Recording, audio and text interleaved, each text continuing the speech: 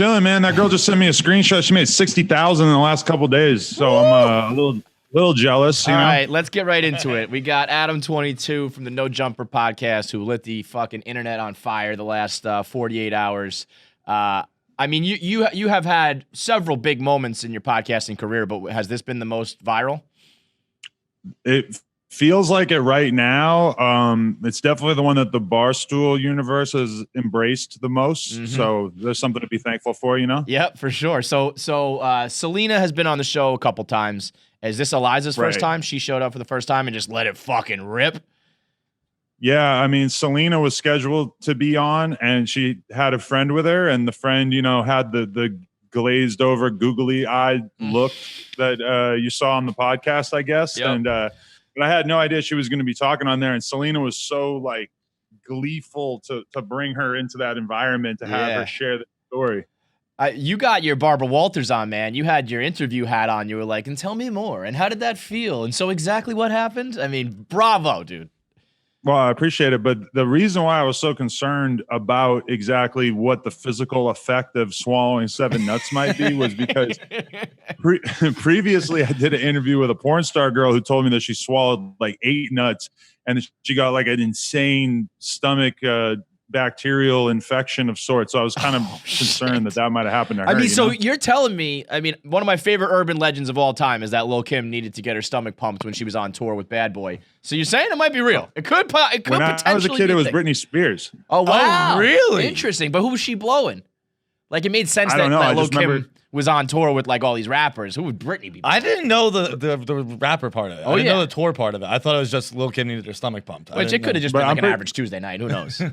You can like Google this and find that that's like one of the most enduring urban legends, and that the person who's like the target of it is constantly sort of in flux. So but I mean, these girls are out here really doing it, you know? Yeah, man. I mean, so was there any thought that maybe this is not true, or is this like this girl, she just has no reason to lie and she's just spitting facts? Because it really hasn't been confirmed, but it's not like anyone in the Suns is going to step up and be like, yeah, I was there. But I believe her. I don't know why. I just trust this girl. I mean, she named and shamed the team and then the specific players and even started to dig into like the order that they went in. That's kind of like why this podcast, normally we don't do them live, but we did this one live because it just seemed like, I don't know why we did it live, but thank God we did, because it would have been at least a little bit of a decision on whether we air it or not. But dude, we do a show that we always pre-record, and one time when Facebook Live first was a thing, we went live with a guest who she ordinarily wasn't in the mix with us, ended up making some like racist jokes, and like it was the one and only time we were live. She got fired about 3 hours. Totally fucked her. We always still feel so bad about that, but in this case, you must have been like, well, let's fucking go. Can't do anything about it now. Yeah, I did a podcast back in the day where I had this 65-year-old dude who was like viral on Twitter, and he was like a used Honda salesman, and he just straight dropped the hard R in the middle of the podcast, and I just had to deal with it. I was like, I probably would have removed it in that case because I would have kind of felt bad about the fact, because this guy lost his job and shit for saying it. It's tough. What do you think you would have done if this was pre-recorded? Do you think you would have aired it? Yeah, probably, because I mean, everybody's got stories about Trey Songz anyway and how creepy he is. So I mean, I don't really feel bad about encouraging that. And she really didn't name names on the podcast. That's the thing; it was only in the comments. So you actually, it's all on her. But the follow up to this girl's whole story is that she got fired from her job, and that was one of the main shocking things, is that she's saying, I work as a CPA. And so I'm immediately envisioning like the guy who has to sit across from her in the office thinking about this all day, you know? This girl, Aliza, is a certified public accountant. But then the thing is that I got hit up last night and I was informed that she got fired and she got disowned by her parents. And it turns out that she was working for her dad, and her family is Mormon.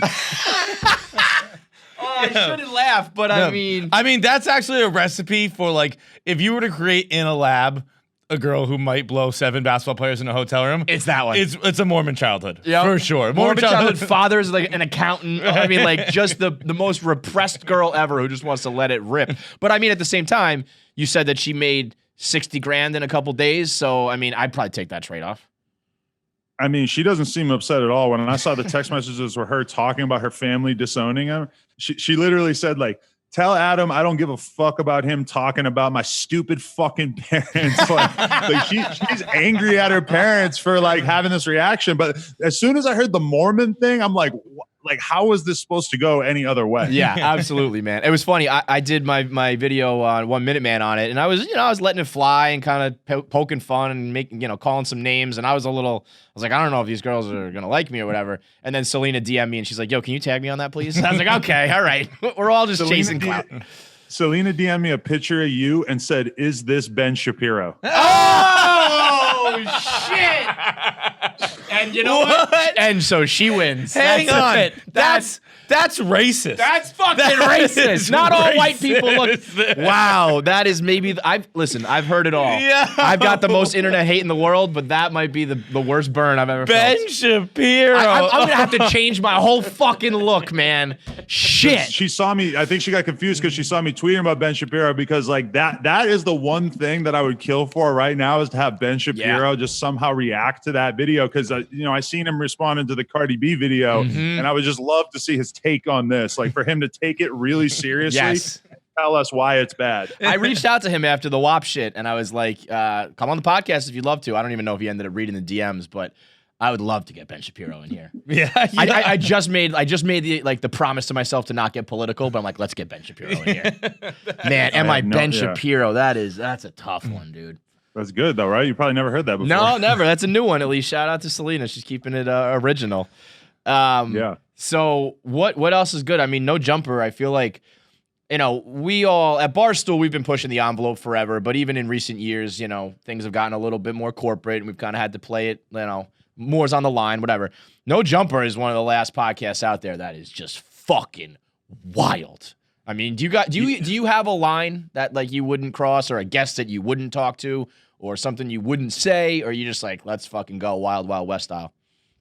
I had Milo back in the day, and I felt like that was a huge thing that sort of like made me realize that maybe you don't want to be under, like, there's a huge liability associated with getting too political. Right. And for me, it's like, I'm not hugely, I read a lot about politics, but I'm not like really trying to have my platform be about that. So I feel like that's probably the main thing I could, like, if I were to have Ben Shapiro on, I feel like would be the thing that would like piss people off maybe more than anybody, that I would be promoting sort of right-wing ideology, which I don't really have any interest in that anyway. So it's like that's something I kind of try to avoid, is just anything that gets super political. I mean, like 9 times out of 10 when I'm doing an interview, it's like a underground up-and-coming rapper or an old-school rapper. Like we do vast majority of our stuff at this point is just rappers with a little bit of like Instagram comedians and porn stars and whatnot. So I don't know. I mean, this thing was like the most out of control thing. Like our podcast used to be a lot more crazy when it was in the back of my bike shop,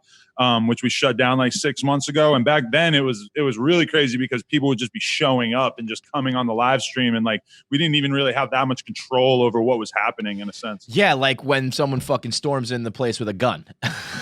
Right. So that sort of changed my mentality at least a little bit. Yeah. I mean, that was that clip where like in the beginning you're kind of laughing and like think it's a joke maybe is one of the wildest clips I've ever seen.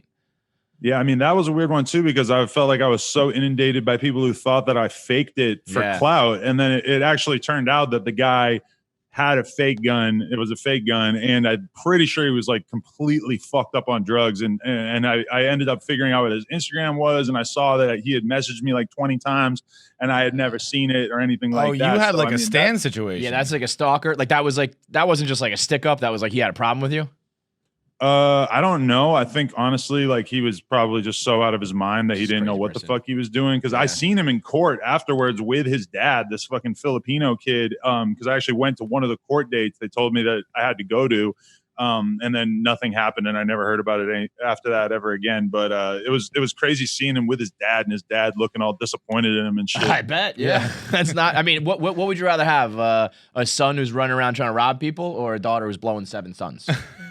Right, because I got a daughter coming in like 2 months. That's and I keep thinking, like, if my daughter was like 13, how would I explain what I'm currently dealing with to her if she was like adult enough to sort of understand? I think about it all the time. I'm like, I hope my kids can't. I'm going to make sure my kids can't read so they don't read my blogs, and I hope they never find podcasts.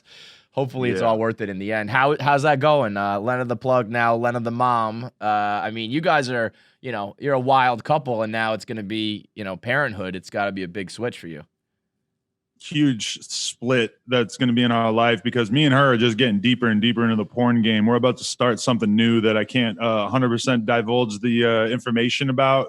But I mean, it's like that division in my life where there's like the family time and then there's the fucking on camera time. And then, I mean, I guess there's the rapper podcast time. It's like, they're just going to have to be in their own fucking worlds. Like I'm thinking we might just get another house and just have like the family house. Yeah. Porn house. Like, I mean, the OnlyFans money is like that. Like I might really be able to have 2 houses. That feels kind of crazy. I was going to say, listen, there's some hoops and hurdles you're going to have to get through, but if you've got 2 house money, it's worth it. Yeah. Hey, I mean, and it's weird too to have I'm killing myself out here and my girl's making more money off OnlyFans than I am doing whatever the fuck I'm doing. I'm like, at some point I was going to have to figure out how to start getting this bag too. Was there like a tipping point for you where you were like, all right, like I'll fuck on camera? Was that ever a thing where you didn't want to do it or you were down from the beginning?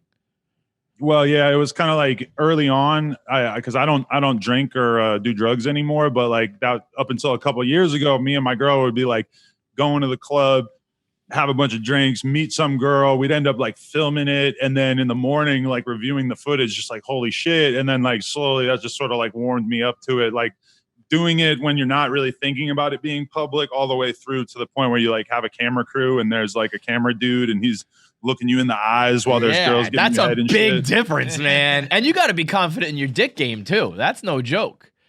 Yeah, I mean the craziest experience I ever had, to be honest, was Riley Reid. My girl got Riley Reid and like 3 other girls, and their idea was that I was going to wear an Easter Bunny costume, and they were going to all fuck me while I was wearing the Easter Bunny costume. So picture like getting head from like 4 girls at the same time, but you've got the Easter Bunny head on, so you can't see anything.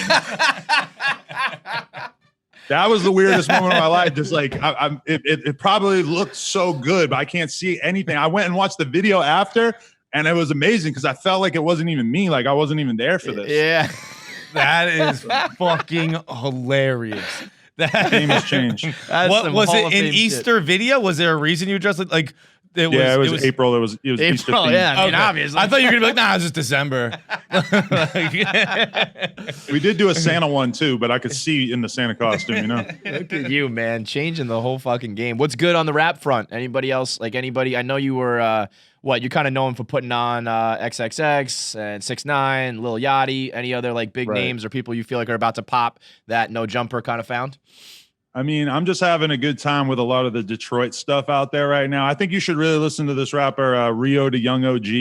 And there's another guy named I Swear Vezo. And there's just like a whole crazy ass movement coming out of Detroit right now with like a lot of good music. So that's something that I'm partial to right now on a personal level. Who was that you were cooking coke with the other day? That was a wild video. Yeah. YG actually hit me up and said, hey, I want you to do a vlog in the projects with my new artist, this kid D3. And so I pull up and they're like, hey, we're gonna cook crack. And I was like, okie dokie. All right, I guess I'm gonna put it on my Snapchat story. And I can't confirm whether or not it was actually crack cocaine being cooked, but something was going on. Yeah, listen, that's good for the streets, right? That's good for the street cred. That's some wild shit, though. Do you feel like you have to keep your like your recommendation or like your seal of approval for a rapper kind of like tight? Because I'd imagine, if you get the No Jumper, seal of approval, it means something, but it's also got to be tough. It's like you come on the show and you're boys and thanks for coming. And then you're going to be like, you're not that, I'm not putting you on. Yeah. I mean, I have people trying to pay me all the time for interviews, and I've just always said no. I mean, for me, it's like I try to just keep the No Jumper side of things, especially, it's kind of a relief thinking that me and my girl are getting fully deeper into the OnlyFans game, because it's like then I can kind of keep No Jumper more pure and not have any like corporate interests sort of like swaying who I'm talking to and stuff. I know a lot of times, sometimes people are like, you interviewed this dude who has 10,000 followers. You obviously got paid for that. But I mean, even if I'm wrong, it's always at least me trying to do my best job at estimating who's going to be relevant early on in their career, Yeah, man. Is No Jumper, have you found like advertisers who are cool with you just like letting it rip, or is it more of like a subscription thing, or, are you using that to make money in other ways, or is there direct ad dollars?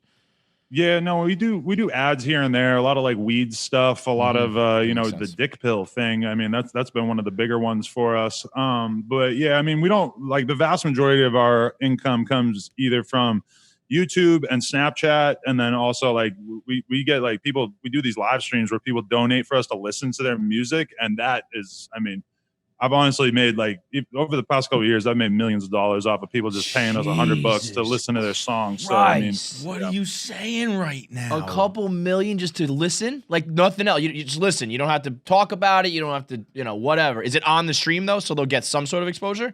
Okay. Right. Yeah. I mean, we talk about it. We'll like review it, whatever. People screen record it. They put it on their OnlyFans, or excuse me, on their Instagram, whatever. But I mean, and the thing that, I mean, we've have done nights where we made $10,000 or $20,000 playing people's songs like over and over. Like we've done that like 100, 200 times. We gotta switch up the script. We gotta figure out a way to get this kind of money. I would like to officially announce I will play whatever fucking song you want. We should do this with podcasts. We'll listen to like your podcast segment. He's the music guy. We'll be the podcast guy. That's fucking brilliant, man. And you're making millions. You got this full head of hair now. You got a kid on the way. You're fucking for money. I mean, just living, dude. Just living. I'm just trying to keep it going, whatever we can do. You like to play poker too? Oh man, yeah, I'm obsessed with poker. That because Nate, I was supposed to be on, or he mentioned me doing the poker podcast with him at a certain point. That's actually, it's like a daily battle for me to like go and do these interviews when a big part of my brain is just addicted to sitting on the computer playing poker and like having to sort of take my attention away from that to go do the stuff that people actually want to see from me. Right. What did we say it was today? It was poker porn, and there was another P that he does. Poker porn podcast. Poker porn and podcast. That's triple P. The 3 Ps, dude. It's you might be the most modern like income earner I fucking know. Like the various ways you're making money are on the cutting edge. I've never even heard of this live stream thing. No, and you're at the forefront of OnlyFans. Like you are on your fucking hustle, dude. Dude, I just want to say, Barstool exclusive, that I plan on taking the porn OnlyFans world and the podcast world, and I am right now working on creating the greatest merger of those two categories. And this is going to be a fucking the content that we are working on producing right now that combines those two genres I think is gonna be the biggest thing I've ever been involved with. So I'm extremely excited. That's unbelievable, dude. I would like to get in on that. If you want to send me an Easter Bunny head and Riley Reid, and maybe we can do some of that, I'm down. All right. Hey, I feel like Riley Reid might like you guys. I could actually have a talk with her about that for sure. Please do, sir. Please I would love that. Yeah. That would be fantastic. Riley, there we go. Riley is like she's your one. She's my one. She's the one. I'm a big Riley Reid fan. All right, man. Yeah, she's a class act. We appreciate it. Adam22 on social. No Jumpers, the podcast, the live streams, the OnlyFans. Lena, the mom, is his wife. So are you getting married, or are you guys just going to date? Yeah, we kind of ended up doing the baby thing before we really discussed the marriage thing too much. So I guess I got to try to pick a point where I can try to fit that into the schedule, I guess. Right? Well, congrats on all of it, dude. Thanks for the time. I appreciate you so much. Shout out Barstool. Shout out you guys. Appreciate it. Thank you so much, bro. Have a good one. Thanks, man.